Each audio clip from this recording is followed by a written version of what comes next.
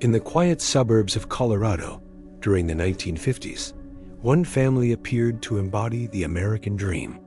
A decorated war veteran father, a devoted Catholic mother, and 12 well-groomed children filled a split-level home on Hidden Valley Road. To neighbors, they were perfection disciplined, orderly, and enviable. But behind those white curtains and manicured lawns, a darker story was quietly unfolding. One by one, the children began to unravel. What seemed at first like teenage rebellion or stress revealed itself as something far more sinister: paranoia, delusions, violent outbursts, and an inexplicable descent into madness. 6 of the 12 would ultimately be diagnosed with schizophrenia, their lives destroyed by a condition few in America then understood. For decades, their suffering was hidden until forgotten hospital records and a startling genetic discovery revealed that this family wasn't just cursed. They were a case study in one of the most disturbing psychiatric mysteries of the modern era. Tonight, we go inside their home to uncover the chilling legacy of the Galvin family. Before we step deeper into this haunting story, do us a favor. Tap that like button to support our work. Subscribe for more stories that expose hidden histories, and tell us in the comments where you're watching from. Your engagement not only helps this channel grow, it helps us bring more untold stories to light. On a crisp Colorado morning in the late 1950s, sunlight spilled across Hidden Valley Road, glinting against the freshly painted siding of a spacious suburban home. To passers-by, the house radiated a kind of stability that felt aspirational, almost cinematic. The lawn was trimmed with military precision, the curtains drawn neatly, and the driveway always spotless. To the outside world, the Galvin family seemed like the embodiment of order. Neighbors spoke of them with admiration, remarking on the 12 polite, well-dressed children and the proud father who had returned from the Pacific after serving his country. It was, at first glance, the American dream in living form. But perfection has a way of hiding fractures, and in this house, the fractures ran deeper than anyone dared to imagine. Donald, the patriarch, was a man molded by war. His experiences overseas had left him with invisible scars, nightmares, mood swings, and a quiet detachment that the era had no name for. Post-traumatic stress disorder was not yet a recognized diagnosis. Instead, his distance was seen as discipline, his stern silences as authority. He demanded order in his household, and to his credit, he achieved it. The children moved like pieces in a carefully orchestrated routine, but their smiles never quite reached their eyes. Mimi, the matriarch, believed fiercely in appearances. A devout Catholic, she dedicated herself to maintaining the illusion of harmony, no matter the cost. Her days were a blur of cooking, cleaning, ironing, and organizing every detail of the household, managed with perfectionist precision.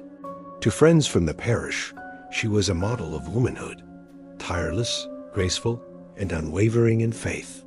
Yet her obsession with order concealed a growing inability to provide tenderness. Love, in her world, was not expressed in hugs or affirmations. It was measured in ironed shirts, balanced meals, and children who stood quietly at church without fidgeting. For the children, affection was rare, discipline constant. Arguments were silenced, emotions dismissed, and individuality suppressed beneath the weight of routine. Mimi believed that structure would protect them from chaos, not knowing that chaos was already taking root within their very bloodline. Still, to neighbors and visiting relatives, the Galvins were extraordinary. 12 children, clean and presentable, sitting in perfect rows at Mass, their mother's hands firmly guiding them. People would whisper in awe, "How did she manage so many children so gracefully?" What no one asked was what it cost her children to play that role so flawlessly. The Galvin boys, particularly the eldest, Donald Jr., were admired for their athleticism and discipline. They played sports, practiced falconry in the fields behind the house, and carried themselves with a quiet confidence. To their father, these were signs of strength proof that his military values had been successfully instilled.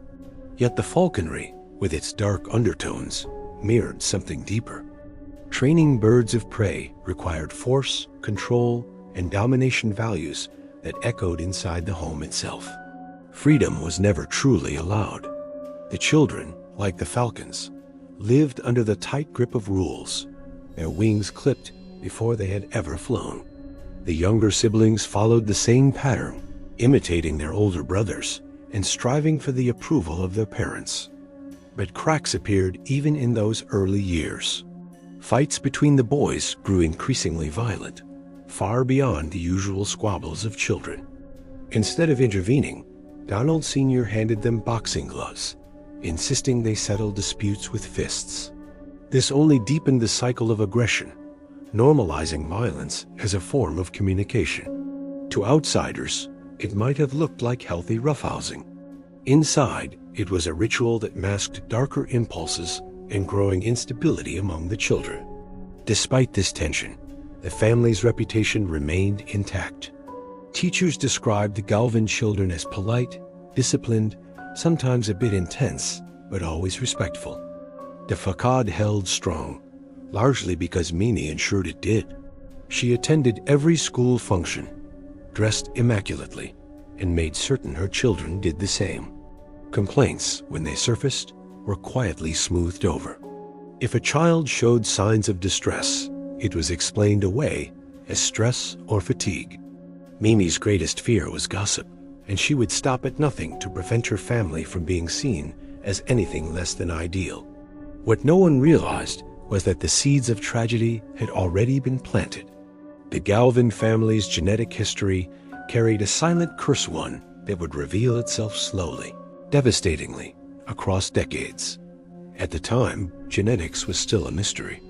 Mental illness was stigmatized, misunderstood, often hidden behind locked hospital doors. For Mimi and Donald, the possibility that something biological might shape their children's futures never crossed their minds. In their worldview, character was a matter of discipline, faith, and hard work. If something seemed wrong, it was the child's fault, not fate's. The children, however, began to feel the cracks in ways they couldn't yet articulate. Donald Jr., the eldest, shouldered the most pressure. He was expected to lead by example, to embody the strength and perfection his parents demanded. At first, he did. But late at night, he would withdraw into silence, staring at the ceiling for hours, a creeping sadness gnawing at him. His younger siblings noticed his changes, but said nothing. In a house where emotions were unwelcome, silence was safer than questions. The walls absorbed their fears, and the façade remained intact for now. By 1963, the Galvins moved into their now infamous house on Hidden Valley Road, a split-level home nestled among pine trees in Colorado Springs. To Mimi, it was a symbol of success. Larger rooms, more space, and a perfect canvas on which to project her vision of family life. She filled it with polished furniture, pressed linens, and religious icons, believing that faith and order would shield them from any hardship. But the house would soon become something else entirely, a stage on which the family's darkest struggles would unfold in silence, hidden from the world outside. Inside those walls, the air was thick with unspoken tension. Mimi's obsession with order created a home that was immaculate but cold. There were no spontaneous games of affection, no warmth of laughter that lingered after dinner. Instead, each child knew their role: to sit straight, to obey, to reflect the family's image of perfection. The cost of failing was not violence, but something perhaps more cutting: withdrawal, silence, and a crushing weight of disappointment. For children longing for affection, it was a prison disguised as a sanctuary. The younger children often watched the older boys closely, gauging how to behave. When the boys erupted in sudden anger, smashing objects or turning on one another, Mimi would scold but never comfort. She believed in correction, not consolation. When Donald Sr. returned home from work, his presence filled the house with military stiffness. He seldom spoke at length, but when he did, it was with authority. The children stood straighter in his presence, their voices hushed. In a family of 12, individuality had no place. Yet, to the outside world, they remained a marvel. A dozen children, neatly lined up for Sunday service, became a spectacle of admiration in their Catholic parish. Friends envied Mimi's supposed ease, marveling at how she made it look so simple. No one saw the cost, the cracks, or the growing shadows behind the Galvin family's perfect picture. No one knew that beneath the polished exterior, madness was already stirring, silent but inevitable. It would begin subtly changes in mood, odd behaviors dismissed as quirks, violent impulses brushed aside as youthful energy. But the Galvins were living in a time when mental illness was not a conversation, but a taboo. There were no therapists for suburban families, no language to explain what was happening. And so the signs were ignored, buried beneath routine and denial. What had begun as whispers of unease would soon grow into a chorus of madness that no one could silence. And so, in the late 1950s and early 1960s, the Galvin family stood as a symbol of the American dream: 12 children, a military father, a devout mother, and a pristine home. Yet within those walls, unseen to neighbors and ignored by their parents, darkness was already taking root. The illusion of perfection would not last. Soon, the first cracks would give way to fractures, and the descent would begin led by the eldest son, whose unraveling would pull the entire family into a nightmare that still haunts their legacy today. The unraveling of the Galvin family did not arrive as a sudden storm, but as a slow, creeping fog that rolled across the household, subtle enough at first to be dismissed as mere quirks or phases of adolescence. The eldest son, Donald Jr., carried the weight of expectation on his shoulders, a responsibility so heavy it seemed designed to crack even the strongest spirit. From his earliest years, he was held up as the model child, disciplined, intelligent, athletic, and outwardly charming. Yet inside, something restless stirred, a shadow that grew thicker as the years passed. Teachers praised him, neighbors admired him, and Mimi spoke of him with pride. But behind closed doors, those closest to him saw flashes of unease, an abrupt withdrawal from conversations, vacant stares that lingered too long, and moments of anger that arrived without warning. To Mimi, these were tests of discipline. To Donald Sr., they were signs his son needed to harden further. No one yet realized they were the first tremors of an earthquake that would shatter everything. At dinner tables, the Galvins maintained the appearance of harmony. Plates were served with precision, conversations kept polite, and prayers recited as if nothing in their world could disturb the order Mimi worked so tirelessly to preserve. Yet Donald Jr. often sat in silence, his fork paused midway, eyes fixed on nothing. When spoken to, he would sometimes take several seconds before replying, as though his mind had been caught elsewhere. His siblings noticed and sometimes whispered among themselves about how strange he had become. But in a family where emotions were silenced, no one dared confront him, nor would they risk raising the matter to their parents. Silence was safer, and silence allowed the strange behaviors to grow unchecked. These quiet moments, subtle though they seemed, were the earliest indications of a descent into something no discipline could control. At school, Donald Jr.'s reputation still held strong. He was admired for his athletic skill and leadership, earning the respect of peers who saw him as a model student. Yet those same peers occasionally glimpsed the cracks beneath the surface. He began retreating from social gatherings, skipping events without explanation, and speaking less even among his closest friends. When he did speak, his words sometimes carried an unsettling detachment, as though he were observing the world from a distance rather than living within it. The teachers noticed the decline in his performance homework, half finished, attention wandering in class, but chalked it up to adolescent stress. In that era, mental illness was not a vocabulary word for schools. nor was it a concept most parents or educators wanted to acknowledge. Donald Jr. was still seen as a promising young man, just going through a difficult phase. That phrase became a shield, protecting the family's image while allowing his condition to fester. The cracks widened dramatically during his college years. Donald Jr. had enrolled at Colorado State University, with the freedom of campus life revealed just how deeply the shadows had taken root.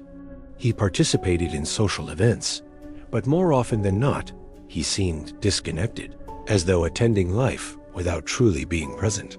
The pivotal moment came one night during a campus bonfire gathering.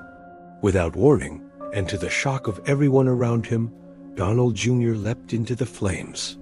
Gasps and screams erupted as onlookers pulled him out, his clothes singed, but his expression eerily calm.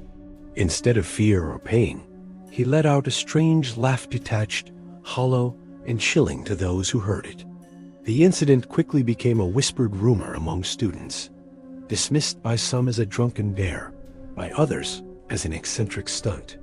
But for those who truly saw him that night, the laughter told another story. Something in him was unraveling, untethered from the world around him.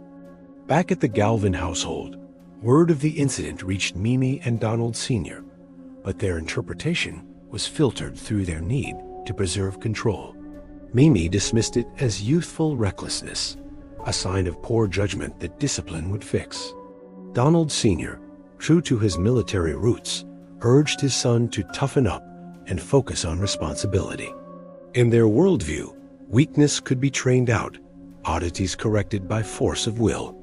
To acknowledge that something deeper might be wrong would be to admit a failure in parenting, a threat to the perfect image they had so carefully built.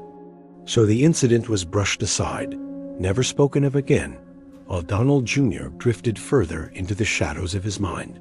The decline accelerated in ways that became harder to ignore. Donald Jr. began exhibiting erratic behaviors that frightened those around him. His once lively eyes grew dull, his speech fragmented, and his actions increasingly bizarre. On one occasion, a roommate found him strangling a cat, his face expressionless, as though the act carried no moral weight, no recognition of its cruelty. It was not an explosion of anger, but something more disturbing, an act of violence detached from reason. When questioned, he offered no explanation, only silence. For the roommate, it was enough to distance himself.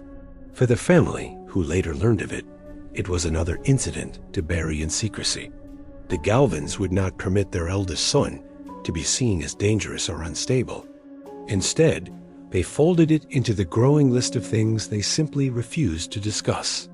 By now, Donald Jr. was drifting between two worlds, the façade of normalcy and the reality of psychosis. He could still play the role of the disciplined son when needed, still show up at family gatherings and hold conversations that seemed almost ordinary. But beneath the surface, his thoughts were unraveling. He grew increasingly paranoid, convinced that people were watching him, whispering about him, plotting against him.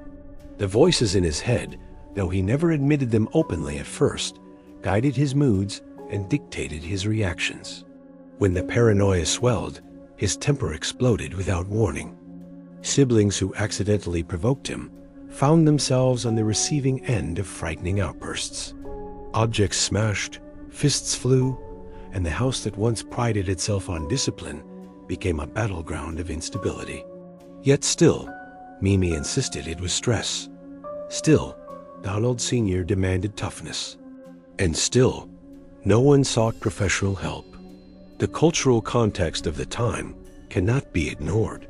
In the early 1960s, schizophrenia was a word spoken only in hushed tones, associated with asylums and shame. Families went to extraordinary lengths to conceal it, terrified of stigma and the social exile that came with such a label. For Mimi, the idea that her perfect Catholic household could harbor something so scandalous was unbearable. To her, acknowledging her son's decline would not only shatter the family's reputation, it would taint the futures of her other children. Who would want to marry into a family marked by madness? Who would look at them the same way again? And so, denial became her armor, silence her weapon. She convinced herself and everyone else that with enough prayer, order, and discipline, the storm could be weathered. The storm, however, was growing. Donald Jr.'s unraveling no longer affected just himself. It infected the atmosphere of the entire household. His siblings, once united in their silent obedience, began to fracture under the strain. Some feared him, avoiding his gaze, retreating from his outbursts. Others resented him, believing his behavior was a deliberate rebellion against their parents' rules. The younger children grew up in the shadow of his instability, their own sense of safety eroding with each passing year. The once immaculate home became a place of fear, where every slammed door or raised voice carried the threat of violence. And yet, to the neighbors across the street, the Galvins were still perfect. The tipping point came when Donald Jr.'s behaviors escalated into outright danger. One evening, in a chilling act that revealed the depth of his detachment, he attempted to murder his wife by forcing her to inhale cyanide fumes. It was a moment of undeniable horror, one that could no longer be explained away as stress or eccentricity. For the first time, the family could not ignore what was happening. The façade cracked under the weight of undeniable truth. Donald Jr. was profoundly unwell. He was hospitalized, and for the first time in the family's history, a formal diagnosis was made: paranoid schizophrenia. The words carried both clarity and devastation. The diagnosis should have been a turning point, a chance for intervention and understanding. But for the Galvins, it became yet another source of shame. Mimi resisted the label, recoiling at the thought of her son being defined by an illness she could not control. To her, it was a stain, a failure, an imperfection that undermined everything she had built. Donald Sr., already emotionally distant, retreated further, unable or unwilling to confront the enormity of what his family was facing. And so, even with a diagnosis in hand, the silence continued. The illness was hidden behind closed doors, the family pressing forward as if nothing had changed, even as everything had. Donald Jr.'s hospitalization was not the end of the story, but the beginning of a pattern. His diagnosis opened a door that could never be closed, forcing the family to acknowledge what they had long denied. Yet, instead of acceptance, they leaned deeper into secrecy. The other children, watching closely, began to wonder about themselves. If their brother could descend so suddenly into madness, what did it mean for them? Were they next? The fear was unspoken, but it hung over the household like a specter. Each sibling lived with the quiet terror that they, too, carried the same curse waiting to ignite. As months turned into years, the tragedy of Donald Jr.'s unraveling cast a long shadow across the family. His once bright future had dimmed into a series of hospital stays, erratic episodes, and lost potential. The boy who had once embodied the Galvin family's pride was now its greatest secret. And yet, this was only the beginning. The illness that had consumed him was not unique to him alone. It was a pattern that would soon repeat, spreading through the bloodline like a genetic fire. The family was beginning to learn a devastating truth. Their tragedy was not isolated, but inherited. The unraveling of Donald Jr. was the opening act in a story that would engulf half the family. His descent into schizophrenia revealed the fault lines in the Galvin household: the denial, the obsession with appearances, the silence that suffocated truth. And as he slipped further away from reality, his siblings began showing their own signs of madness. One by one, the dominoes would fall, each collapse pulling the family deeper into chaos.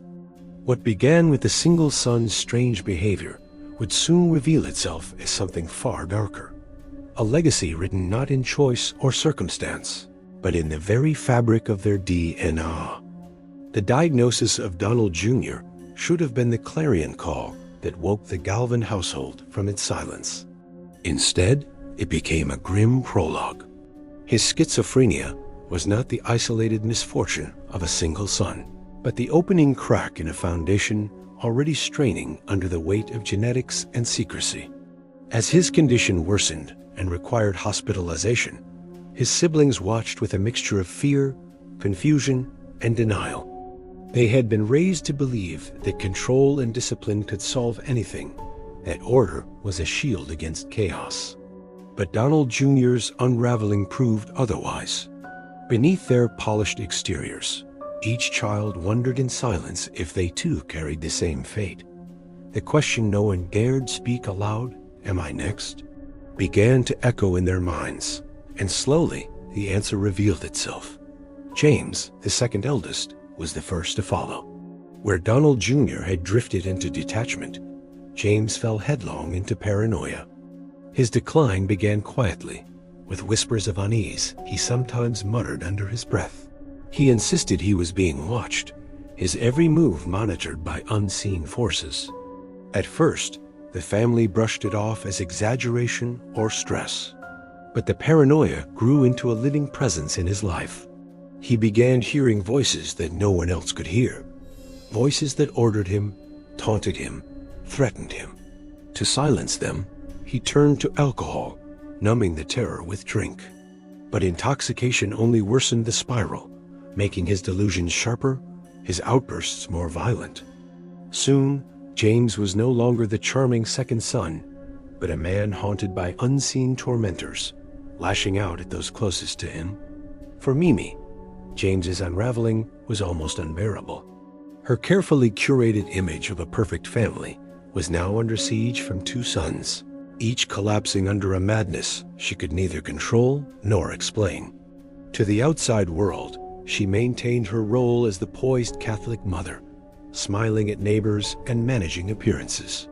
Inside, she tightened her grip on discipline, doubling down on structure as if more rules could cure psychosis. When James raged, she silenced him with scolding. When he retreated into hallucinations, she pretended not to notice. Her refusal to accept the truth deepened the family's prison of denial, leaving the children trapped in an environment where illness was not discussed, only hidden. It was as though by refusing to name the demon, she believed it could not exist. The siblings felt the consequences of that silence most acutely. With two older brothers now unstable, the younger children lived in constant fear. Their once protective household became a landscape of unpredictability, where outbursts could erupt without warning. James's violent episodes terrified them. Broken windows, slammed doors, and the ever-present smell of alcohol lingering in the halls. They learned to move quietly, to avoid provoking him, to anticipate his moods like weather patterns. Childhood innocence gave way to vigilance, each day a balancing act between avoiding confrontation and suppressing their own growing dread. The home that had once been immaculate now carried the weight of tension so thick it clung to every corner. Brian, another of the Galvin brothers, soon displayed his own signs of unraveling. Though his path differed slightly from Donald Jr. and James, his descent was marked less by violent paranoia and more by a deepening detachment from the world. Once lively and sociable, he began withdrawing into isolation, avoiding both family and friends. He no longer cared for school or activities, his grades plummeting, his ambitions dissolving into apathy. At first, the family interpreted this as laziness, a lack of discipline. But the truth was far darker. Brian was slipping quietly into the same abyss. Only his illness wore the mask of silence rather than rage. His fate, tragically, would mirror the pattern set by his brothers, ending not in recovery, but in destruction. His social withdrawal, ignored by the family, soon solidified into irreversible decline. The neighborhood still saw none of this. To outsiders, the Galvins remained a symbol of suburban respectability. The children were always dressed, the house always polished, and Mimi always ready with a polite smile. Neighbors heard the shouting at night, saw glimpses of broken glass, but they wrote it off as the normal chaos of a large family. In truth, the chaos inside was far from normal. It was not simply the product of 12 children sharing one roof. It was a generational curse, a pattern of madness embedded in their very DNA. And while the façade held for outsiders, the siblings inside felt themselves suffocating under the growing weight of their shared inheritance. The younger brothers, watching their elders unravel, lived with a growing sense of inevitability. If 3 brothers could fall so quickly, what shield did they have? For boys raised in a household where affection was scarce and emotional vulnerability was forbidden, the answer was silence. They swallowed their fears, carried their anxieties in private, and hoped that discipline could save them. But the illness paid no mind to hope or structure. It crept silently into minds already stretched thin by fear and repression. For some, it arrived as voices in the night. For others, as violent impulses they could not control. One by one, the signs began to appear, each sibling a potential target of the same unrelenting madness. Mimi's response was to intensify her obsession with control. She enforced stricter rules, cleaner routines, sharper discipline. If her children faltered, she doubled their chores, berated their mistakes, and insisted that order would restore them. But her efforts only deepened the rift. The afflicted sons grew more resentful, their outbursts more volatile. The unaffected children felt more suffocated, their individuality crushed beneath impossible expectations. What Mimi could not see was that her discipline was not curing illness. It was masking it, pushing it deeper into silence where it could fester unchecked. The more she fought for control, the less control she truly had. Donald Sr., meanwhile, remained emotionally absent. His war-born detachment left him ill-equipped to confront the unraveling of his family. He offered no comfort, no intervention, no acknowledgement of the crisis unfolding under his roof. Instead, he leaned further into his role as disciplinarian, his presence looming as a figure of authority rather than empathy. When his sons raged, he met them with sternness, not understanding. When his daughters sought comfort, they found only silence. His inability to engage left Mimi to shoulder the burden alone, but her solution control at all costs only fueled the storm. Together, they created a household where illness thrived unchecked, hidden beneath silence and denial. As more brothers showed signs of psychosis, the sisters bore the silent weight of their family's collapse. They watched as their brothers screamed at shadows, struck out in drunken violence, or stared vacantly into nothing. Their home, once their refuge, became a place of terror. Yet bound by fear and loyalty, they said nothing to the outside world. They were raised to protect the family's image at all costs. To speak of the madness was to betray their mother, to shame their name, to risk social exile.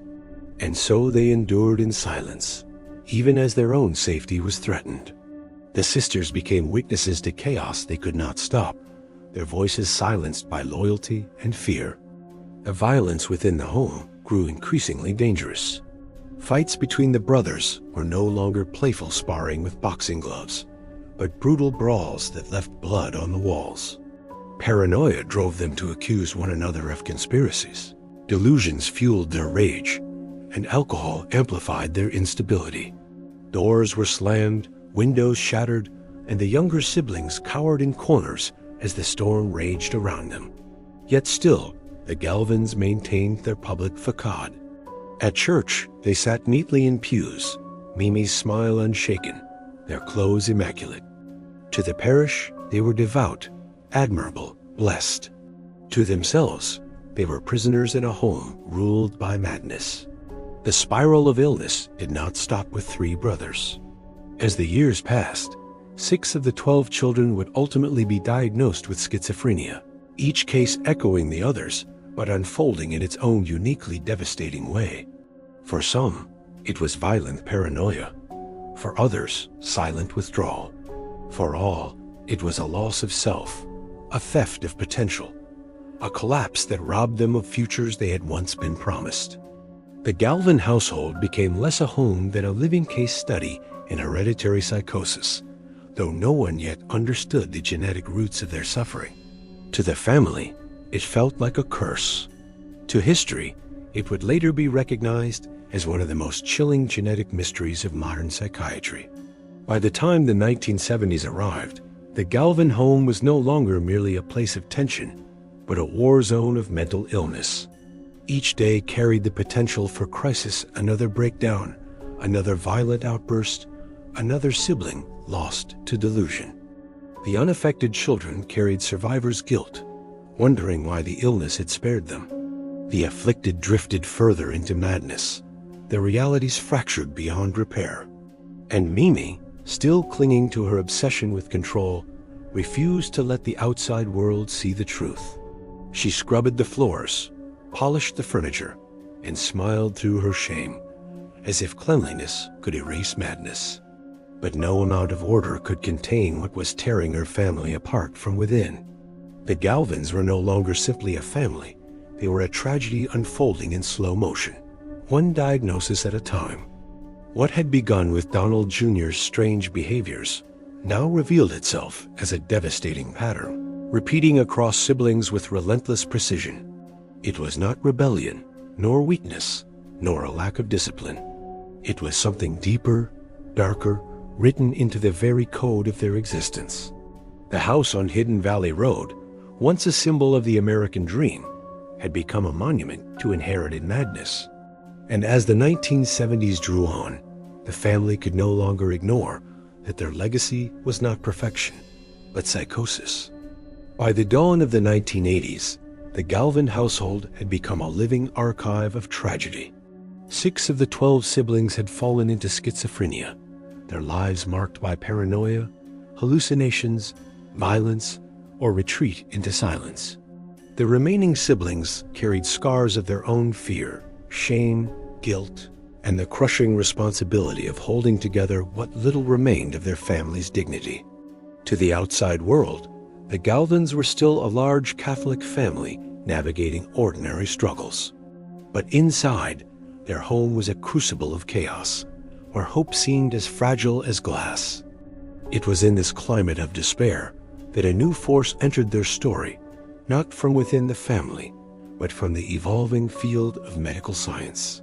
For decades, mental illness had been dismissed as a failure of will, a weakness of character, or the product of poor upbringing.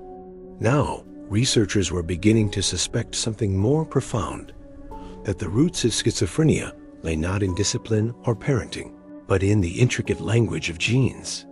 The timing was almost eerie.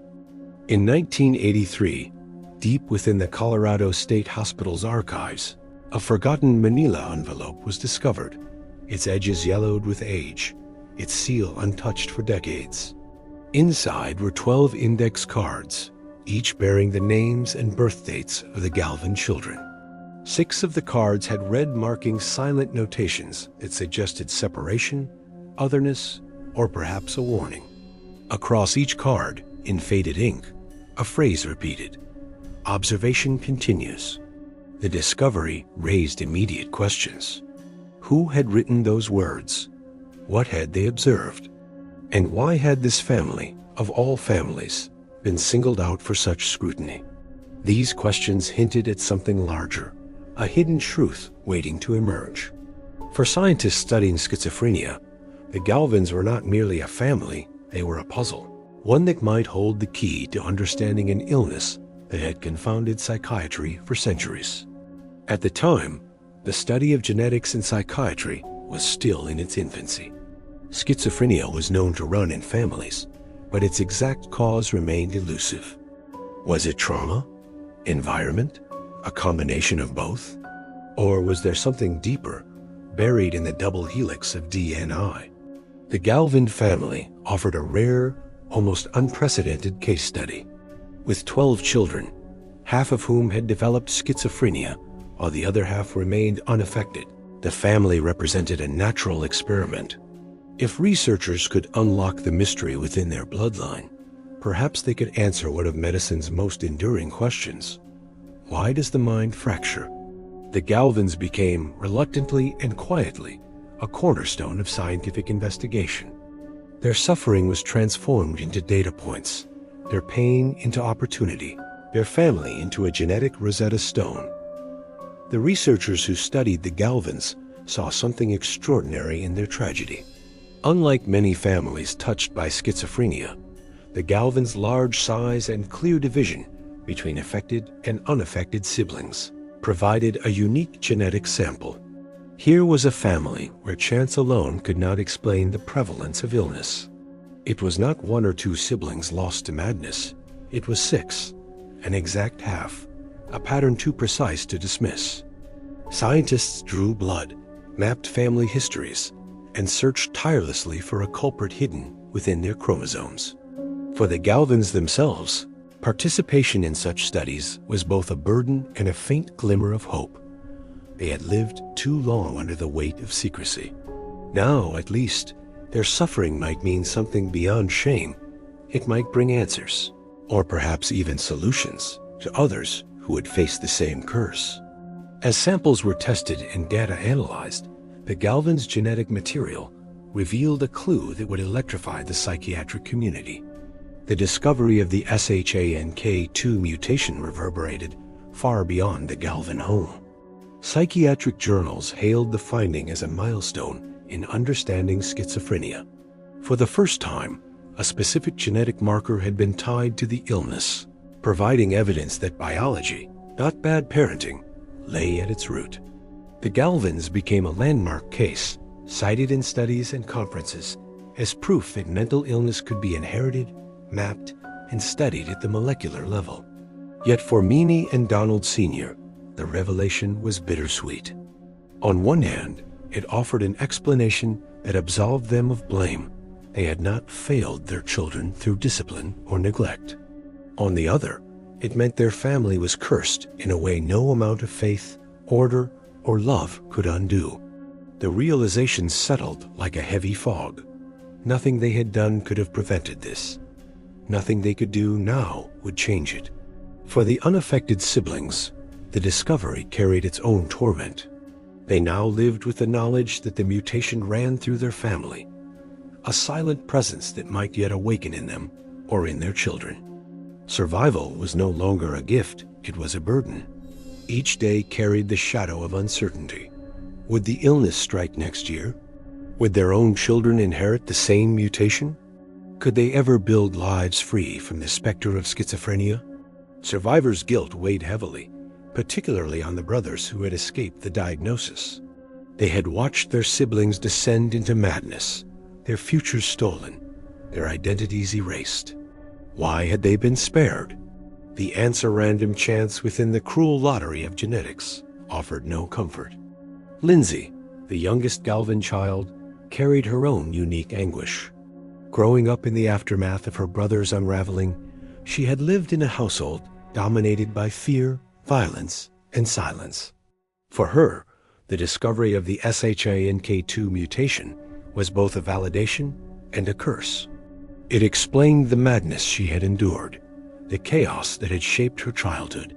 Yet it also trapped her in a cycle of dread, forever haunted by the possibility that her genes, too, carried the same destructive spark. Her survival was not freedom but vigilance, a constant bracing for the possibility of collapse. More than any of her siblings, she bore the role of witness, the one who carried the family story forward. Science had given her an explanation, but it had not given her peace. The scientific community celebrated the Galvin study as a triumph of genetic psychiatry. But for the family, it was a hollow victory. The discovery did not heal their broken siblings. It did not erase decades of violence, fear, or trauma.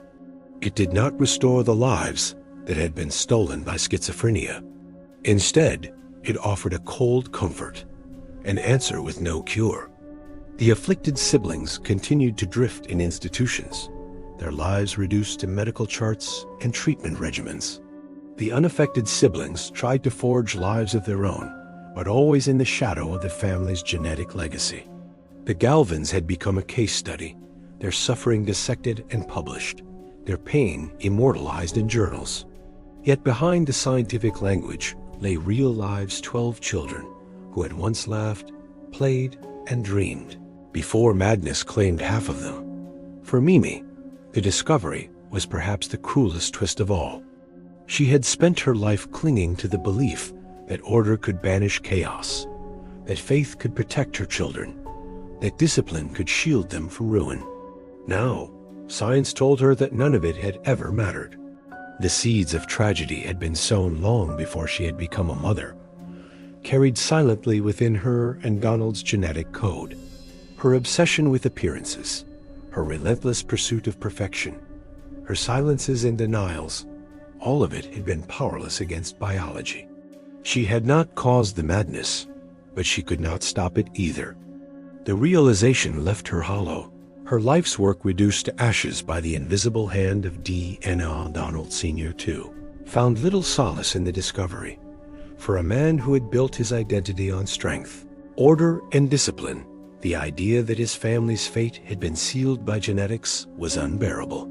He withdrew further, emotionally detached from the unraveling he could neither understand nor prevent. His silence, already profound, deepened into near total absence. In a way, the discovery allowed him to retreat without guilt. If biology had doomed his sons, then his failure was not his own.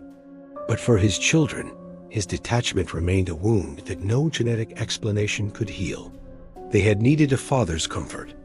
They had received only silence. As the 20th century drew to a close, the Galvin story became a touchstone in the broader history of psychiatry. Their case had shaped research, informed treatments, and advanced understanding of schizophrenia. Yet the family itself remained shattered, their lives forever altered by a diagnosis that explained everything and healed nothing. For the afflicted, life was an endless cycle of hospitals, medications, and delusions. For the unaffected, life was a balancing act between survival and fear, between forging futures and carrying the burden of the past.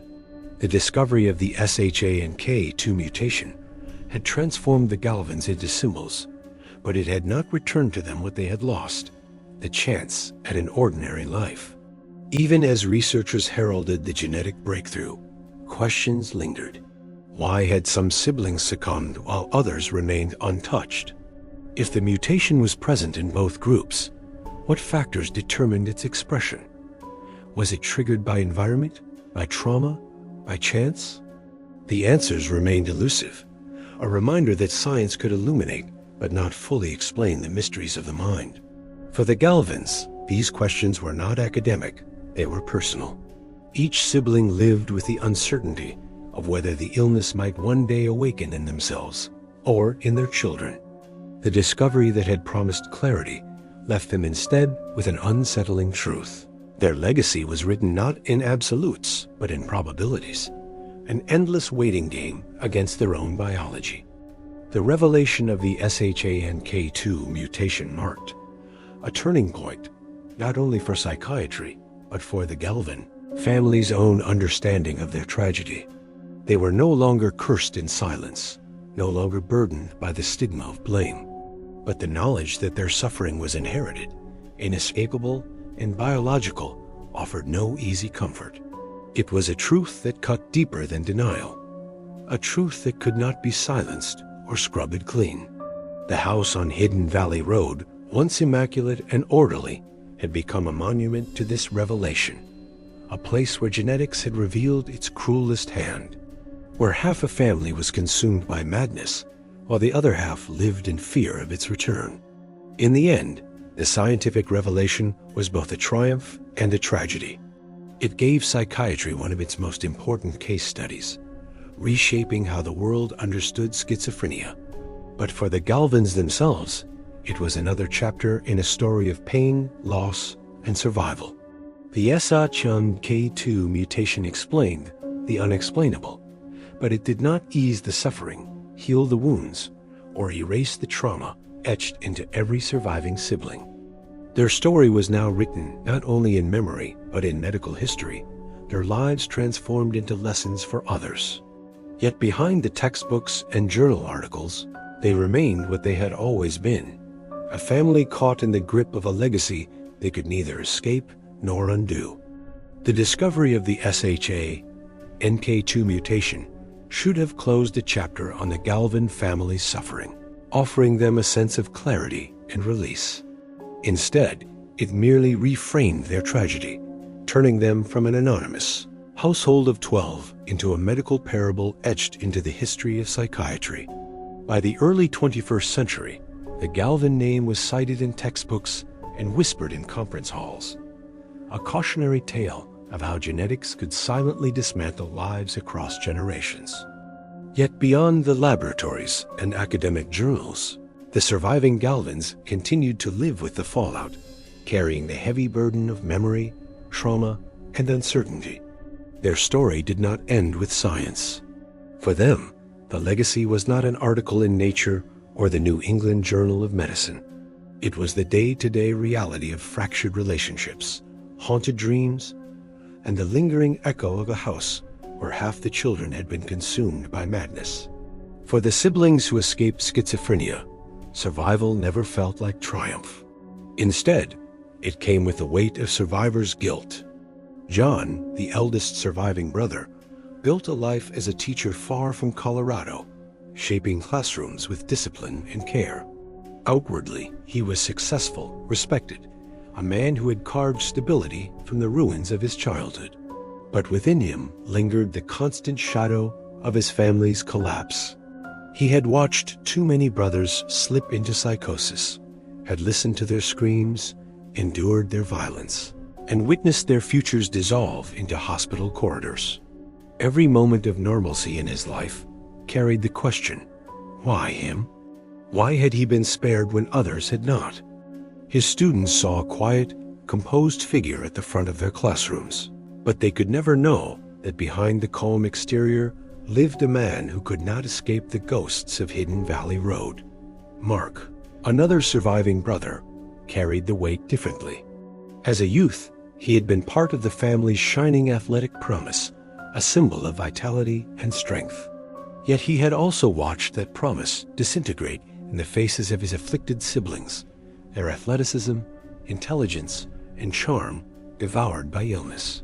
For Mark, survival became a relentless vigilance. He lived with the constant fear that schizophrenia might awaken within him at any moment, that the genetic trapdoor might open beneath his feet. Relationships, careers, ambitions, all of it was colored by the specter of collapse. Every decision carried the unspoken calculation, what if it happens to me? That fear eroded his sense of freedom, turning survival into a cage as confining as madness itself. His legacy was not illness, but dread, and in some ways, it was just as consuming. The sisters bore an even more complex burden. Lindsay, the youngest, had lived her formative years in the crucible of violence, fear, and silence. She was not afflicted with schizophrenia, but her childhood had been defined by brothers raging through the house, the constant fear of outbursts, and a mother too consumed by appearances to acknowledge her daughter's suffering.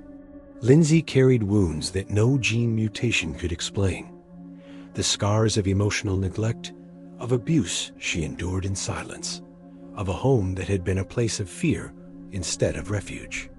When the SHANK2 mutation was discovered, she felt a strange validation. Her family's madness had a cause, a name, an explanation, but the revelation did not undo the trauma she had endured. For Lindsay, survival meant carrying the family's story forward, tending to her brothers in hospitals, managing their care, and preserving what little remained of their legacy. She had become the family's reluctant archivist, the keeper of its secrets, the witness to a tragedy too vast to ever fully articulate. The passing of Mimi in 2017 marked the quiet end of an era. For decades, she had been the force that held the family together, sometimes through love, more often through control. She had denied, deflected, and silenced, but she had also borne the unimaginable weight of watching half her children consumed by madness. Her obsession with appearances had both shielded and suffocated the family. In her final years, the discovery of the genetic mutation brought her some measure of closure, freeing her from the crushing guilt that she had somehow failed as a mother. Yet it also shattered the illusion she had spent her life maintaining. Order, faith, discipline, none of it had been enough. Her death closed her chapter, but it left her children to wrestle with the legacy she had both protected and perpetuated. Donald Sr., too, had faded into silence long before his death.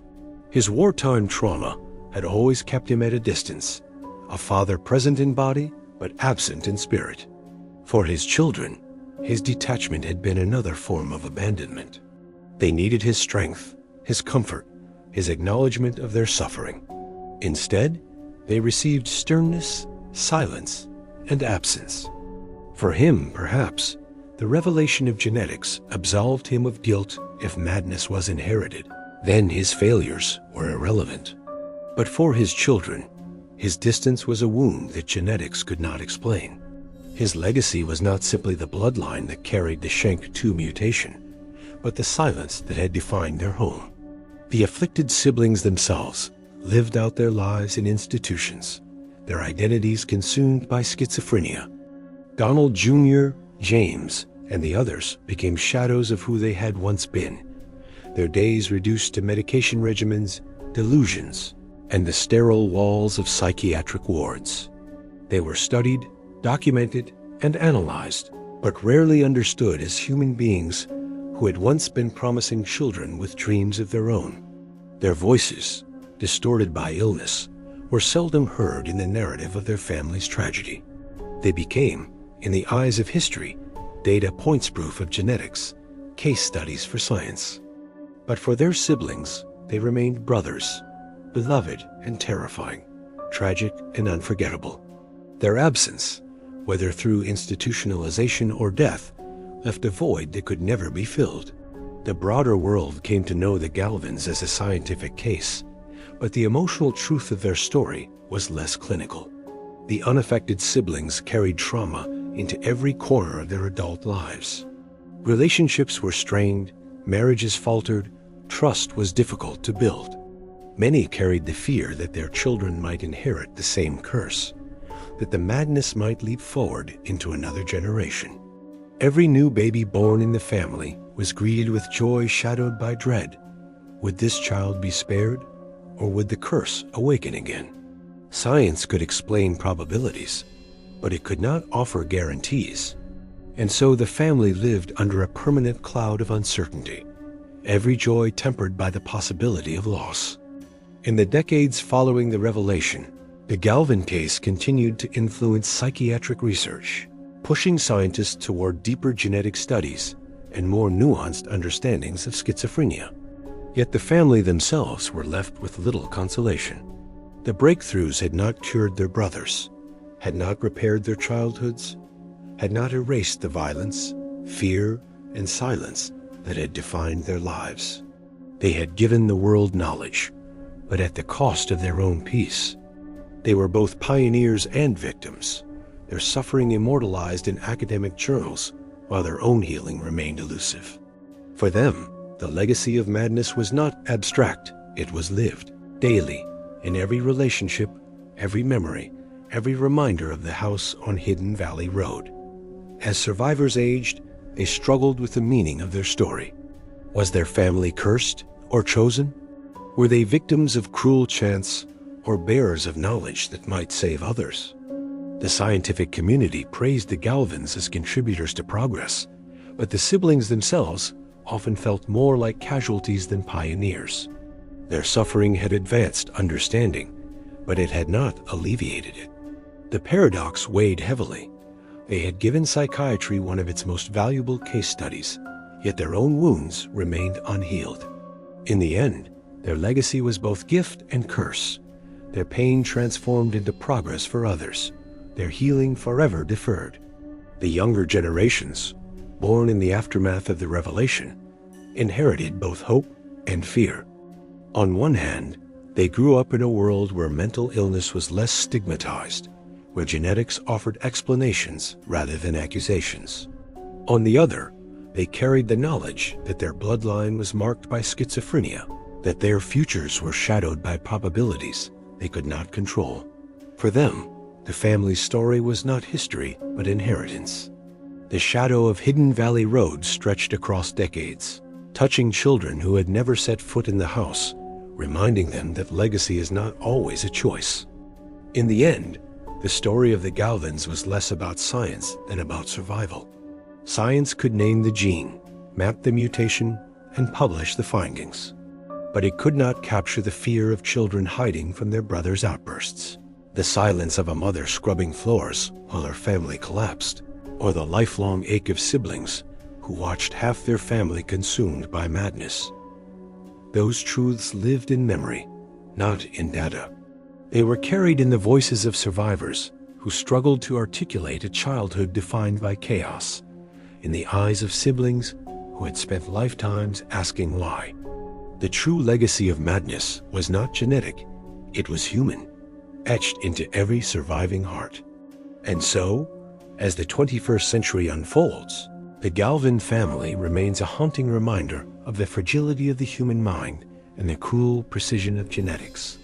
Their story, once hidden behind curtains and silence, is now told in documentaries, books, and research papers.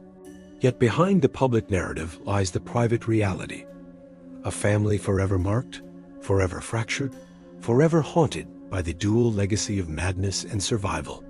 The house on Hidden Valley Road still stands, its walls bearing silent witness to the lives it once contained. To some, it is just another suburban home.